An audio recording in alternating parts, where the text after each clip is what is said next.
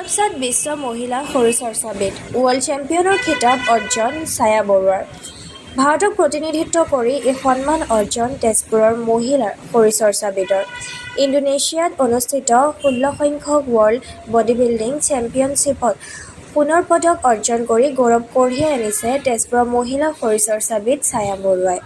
ইণ্ডোনেছিয়াৰ body-building fitness ফেডাৰেশ্যনৰ সহযোগত দাতুকপাল থ্ৰয়ে 11ৰ পৰা 16 নৱেম্বৰলৈ bodybuilding and physique sports federation কাপৰ আয়োজন কৰিছিল আৰু এই ফেডাৰেশ্যনত ভাৰতক প্ৰতিনিধিত্ব কৰিছিল ছায়া বৰুৱাই। নিশা স্বগৃহত উপস্থিত হোৱাৰ পিছত আজি তেজপুৰৰ অসমীয়া ক্লাবত উষ্ম আদৰণি জনোৱা হয়। কেইবাগৰাকী ক্ৰীড়া সংগঠনৰ প্ৰতিনিধিৰ উপস্থিতিত জিলা আয়ুক্ত আনন্দ কুমাৰ দাসে আদৰণি জনায় একালৈ মিছ শোণিতপুৰ, মিছ আছাম আৰু মিছ ইণ্ডিয়া খিতাপ বিজয়ী ছায়া বৰুৱাক। আপোনালোকে আজি মোক মাতি পেলাই যিখিনি মৰম সন্মান আগবঢ়ালে তাৰ বাবে প্ৰথমতে মই আপোনালোকক ধন্যবাদ জ্ঞাপন কৰিছোঁ। অনুভৱটো বহুত সুকীয়া, মানে প্ৰকাশ কৰিব নোৱাৰোঁ।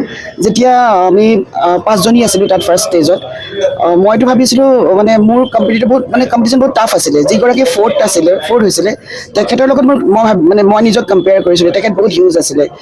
যেতিয়া তেখেত ফ'ৰ্থ আহিলে তেতিয়া মই জানিছোঁ যে মই কিবা এটা মোৰ হ'ব, কিন্তু মই গ'ল্ড পাম ভাবা নাই, কিন্তু চিলভাৰ পাম বুলি ভাবিছিলোঁ। যেতিয়া গ'ল্ড পালোঁ, যেতিয়া মই আমাৰ জাতীয় পতাকাখন যেতিয়া আমি তাত উৰিলে, জনগণ গালে, মই বুজাব নোৱাৰোঁ মোৰ কেনেকুৱা এটা মানে পৰিস্থিতিৰ মই সন্মুখীন হৈছিলোঁ। একদম হাৱাত মই আছিলোঁ, বুজাব নোৱাৰা পৰিস্থিতি এইটো।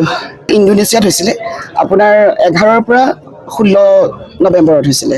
মই প্ৰথমতে আপোনাৰ 2019ত আপোনাৰ মডেল ফিজিক হিচাপে মই খেলিছিলোঁ।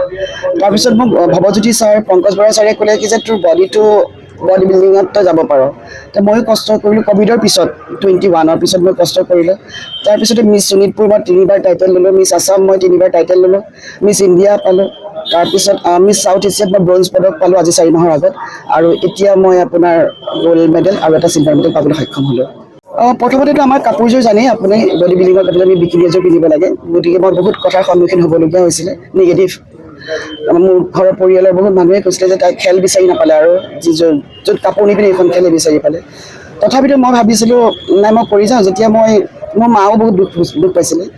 গতিকে আজি যিসকলে মোৰ নিগেটিভ কৈছিলে যে, কিন্তু তেওঁলোকে আজি মোক গামোচা এখন পিন্ধাবলৈ মাতিছে। গতিকে মই ভাবোঁ প্ৰত্যেক বস্তুতে নিগেটিভ থাকিবই, কিন্তু সেই নিগেটিভ এনাৰ্জিখিনিক আমি কেনেকৈ পজিটিভ কৰিব পাৰোঁ তাৰ ওপৰত গুৰুত্ব দিলে বেছি ভাল হয়।